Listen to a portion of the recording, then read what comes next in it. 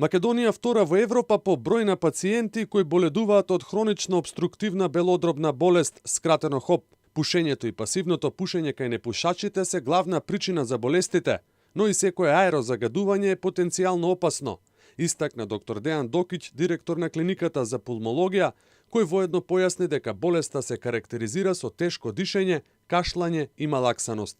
Знаете, многу е тешко да се докаже причинско-последичната врска помеѓу аерозагадувањето, поради тоа што се состои од голем број на различни честички. Тука имат издувни гасови од автомобилите, плюс некои од овие пациенти пушат, имаат други фактори кои што го провоцираат или го нарушуваат здравјето. Многу е тешко да се каже дека токму од аерозагадувањето се овие смртни случаи. Може да биде асоциацијата и процентот на ризик, меѓутоа со точна бројка не можеме да располагаме.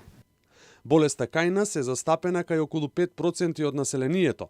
Во 2017 година на клиниката за пулмоалергологија се примени 2800 пациенти болни со ХОП, а според податоците добиени до вчера, годинава има 2700 ново пријавени пациенти, што укажува на благ пораст на оваа болест. Тоа што охрабрува, истакна пулмологот Докиќ, е што годинава има намалување на бројот на пациенти кои повторно се вратиле на клиниките да се лекуваат. Професорот Ангелко Ѓорчев од клиниката за пулмологија и алергологија кажа дека Македонија е меѓу првите држави во светот по САД и Велика Британија кои има донесено национален консензус за дијагноза и лекување на астма и ХОП, но во моментов ни главниот, ни 20 регионални центри не се во функција. Денеска на некој начин не е во функција. Зошто? Затоа што сега веќе Националниот центар за астма и ХОП на клиниката за пулмологија и алергологија не работи.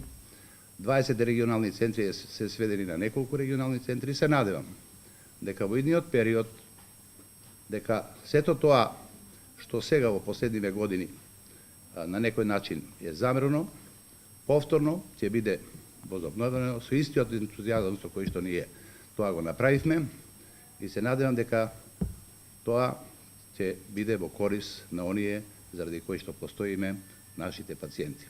Според податоците на Светската здравствена организација, вкупно околу 3 милиони смртни случаи годишно се предизвикувани од ХОП.